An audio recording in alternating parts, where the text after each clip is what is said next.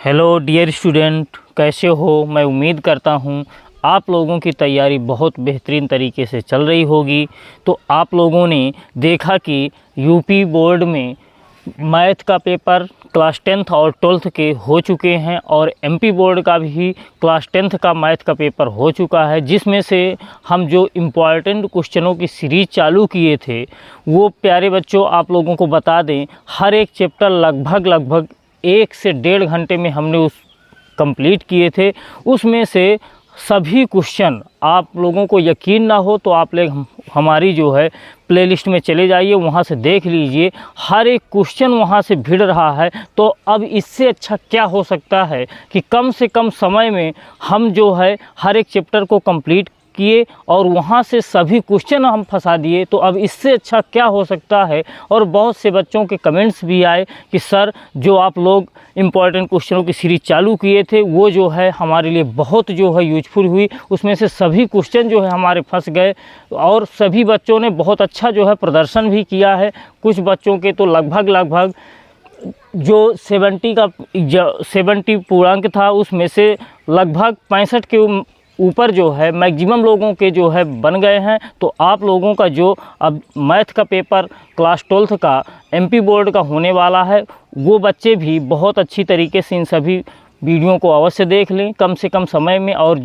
यहाँ पे जो भी अभी क्वेश्चन करवा रहे हैं तो इनको भी देख लीजिए, एग्ज़ाम से पहले ये बहुत यूजफुल आपके लिए होने वाले हैं। तो स्टार्ट करते हैं। क्वेश्चन है हमारा, यदि f(x) = 2x³ - 6x² + 6x + 5 द्वारा प्रदत्त फलन f के स्थानीय उच्चतम और स्थानीय निम्नतम के सभी बिंदु ज्ञात कीजिए। ये क्वेश्चन बेहद इंपॉर्टेंट क्वेश्चन है।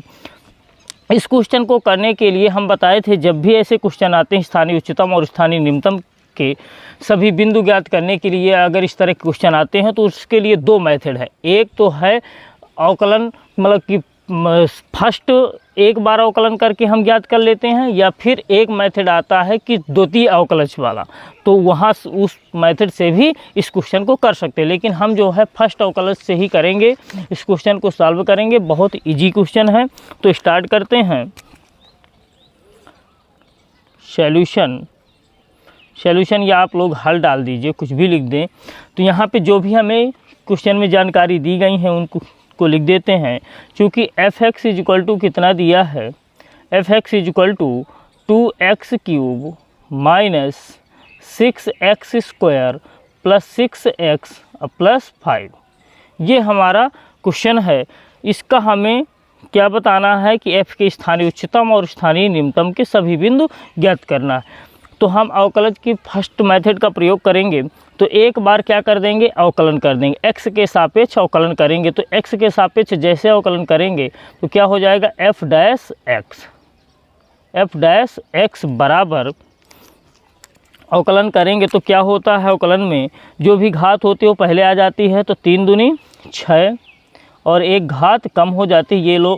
ये तो आप लोग बहुत अच्छी तरीके से जानते होंगे।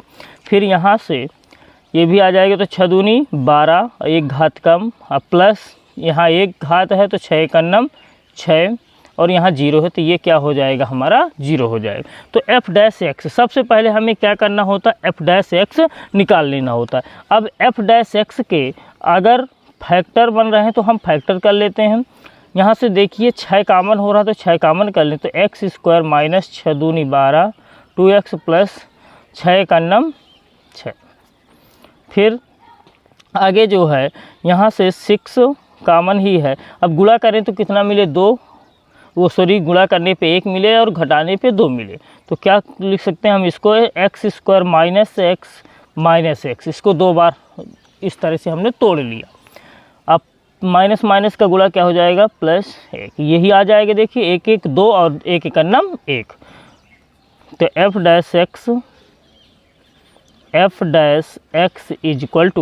= यहाँ से देखें तो 2 2 की जोड़ियाँ बन जाएगा। तो यहाँ से क्या, x कॉमन है तो x - 1, यहाँ जो भी चिन्ह होता है वही चिन्ह x - 1।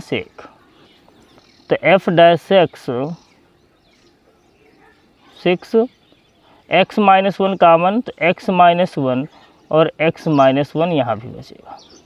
तो अब क्या करना होता है, ये चीज़ तो हम कर लिए, इसको अगर ऐसे भी लिख सकते हैं F dash X equal to 6x-1 का होल ऑफ स्क्वायर। अब क्या करना होता है, इसको हम इक्वेशन क्या कर देते हैं, फर्स्ट नाम दे दिया करते हैं। फिर इसके बाद क्रांतिक बिंदुओं के लिए क्या लिखना होता है, क्रांतिक बिंदुओं के लिए, क्रांतिक बिंदुओं के लिए, क्रांतिक बिंदुओं के लिए, क्रांतिक बिंदुओं के लिए क्या करना होता है भैया, जो एफ डैश एक्स आता है तो F dash X equal to क्या लिखना होता है, 0। एफ डैश एक्स के नीचे एफ डैश एक्स की वैल्यू रख दें तो 6x-1 का whole of square equal to 0। 6 बार में जाएगा तो 0 हो जाएगा, तो x-1 का whole of square equal to 0। 0 cover करोगे तो 0 ही होगा, 2 से 2 कैंसिल हो जाएगा, तो ये 0 6 कहाँ गया, भाग में गया तो 0 हो गया ऑलरेडी। x-1 इजक्वल टू 0, तो x इजक्वल टू कितना आ जाएगा, 1। ये हमारे x की वैल्यू आ गई प्लस का 1। अब फिर क्या करना होता है, अब जो भी हमें यहाँ पे वैल्यू प्राप्त हो गई, यहाँ पे देख लीजिए क्रांतिक बिंदुओं के लिए क्या करना होता है, एफ डैश एक्स बराबर 0। एफ डैश एक्स के नीचे एफ डैश एक्स का मान रख दीजिए, फिर इसके बाद इसी को हमें सॉल्व कर लेना। 6 था हमारा, पार में चला गया, 0 हो गया। अब क्या करना है, जैसे हमें क्या प्राप्त हुआ, x की वैल्यू क्या मिली है, x की वैल्यू हमें मिली है प्लस का 1, तो हमने यहाँ पे प्लस 1 रख दिया। अब इधर 1 से लेकर के इधर कौन सी संख्याएं होंगी, माइनस की, तो माइनस इनफाइनाइट तक जाएंगी। इधर कौन सी होंगी, प्लस की संख्या, तो प्लस इनफाइनाइट तक। ठीक, अब इनके बीच की वैल्यू रखना होता है एफ डैश एक्स में, कोई भी मान रखो। 1 से माइनस इनफाइनाइट के बीच का कोई भी प्यारे बच्चों मान रखते हैं अगर इस इक्वेशन नंबर फर्स्ट पे यहाँ पे, तो हमें क्या मान प्राप्त होगा, हमें ये चिन्ह देखना होता है कि प्लस का प्राप्त हो रहा है कि माइनस का प्राप्त हो रहा है। कोई भी वैल्यू रखना, यहाँ पे कोई भी वैल्यू रखोगे तो देख लेना है हमें क्या प्राप्त। हम मान लीजिए 1 और माइनस इनफाइनाइट के बीच में क्या है, कोई भी वैल्यू रख दीजिए, -2 रख दीजिए, -3, -4, -5, या 0 भी आ जाएगा इसके बीच में, 0 भी रख लीजिए। जैसे हम प्यारे बच्चों यहाँ पे 0 रखते हैं, x की जगह पे 0, तो 0 में से 1 घटाओगे तो 0 ही, माइनस का 1 ही आएगा, स्क्वायर लगा है तो प्लस का ही हो जाए, मतलब प्लस की ही वैल्यू आई। मान लीजिए माइनस का यहाँ पे कितना रख रहे हो, 5 रख रहे हो, 5 1 6, माइनस के 6 हो जाएंगे, 6 का वर्ग करोगे तो भी कितना आएगा, हमारा प्लस का ही आ जाएगा, -6 का। ठीक है, तो यहाँ से आप लोग देख पा रहे हैं कि इसके बीच की वैल्यू रखना होता है, इनको नहीं रखना, इनके बीच की वैल्यू कोई भी रखिए, उसका चिन्ह क्या आ रहा है, हमें प्लस प्राप्त होगा। फिर इसके भी बीच की वैल्यू कोई भी रखना है तो भी हमें क्या प्राप्त होगा, प्लस ही प्राप्त होगा, क्योंकि यहाँ पे ऑलरेडी स्क्वायर लगा हुआ है तो प्लस का ही प्राप्त होगा। तो यहाँ भी प्लस का मान प्राप्त हो रहा है, यहाँ भी प्लस का प्राप्त हो रहा है। तो प्यारे बच्चों क्या है, यहाँ पे लिख देंगे। ये चीज़ आप लोगों को अगर समझ में ना आई हो तो आप बता दीजिएगा, हम और समझा दें। बस क्या करना होता है, जो भी बिंदु आ जाता है उसको संख्या रेखा पर दर्शा दीजिए। इसके पहले क्या होगा, माइनस इनफाइनाइट तक जाना है, और इसके बाद प्लस की संख्या कहाँ तक, प्लस इनफाइनाइट तक। अब इनकी बीच की वैल्यू रखिए, इसके बीच की वैल्यू समीकरण 1 में रखना है, और इसके भी बीच की वैल्यू समीकरण 1 में रखना है। 1 2 रख करके आप चेक कर लिया करिए। अब यहाँ पे हमने चेक किया कि इसके बीच की वैल्यू जो भी रख रहे हैं तो इसका मान हमें क्या प्राप्त हो रहा है, इसका मान प्लस का ही प्राप्त हो रहा है। इसके बीच की वैल्यू कोई भी रखो तो भी हमें मान क्या प्राप्त हो रहा है, इसका प्लस का मान प्राप्त, मतलब एफ डैश एक्स हर एक मानों पर क्या प्राप्त हो रहा है, प्लस का ही प्राप्त हो रहा है। तो यहाँ पे बस यही चीज़ लिखेंगे, चूँकि x बराबर 1 पर, चूँकि x बराबर 1 पर एफ डैश एक्स का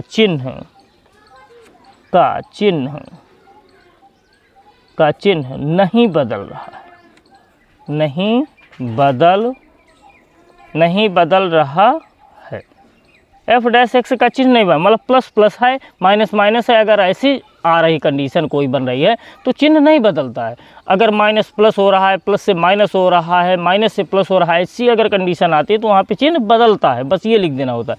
क्योंकि एफ एक्स बराबर 1 पर एफ डैश एक्स का चिन्ह नहीं बदल रहा है, क्योंकि प्लस प्लस प्राप्त हो रहा है, ठीक है ना। तो जब नहीं बदलता है चिन्ह तो वहाँ पे प्यारे बच्चों ना तो कोई स्थानीय उच्चतम प्राप्त होता, ना तो स्थानीय निम्नतम, और नति परिवर्तन का बिंदु हम उसको बोल देते हैं। तो वही चीज़ लिखेंगे, अतः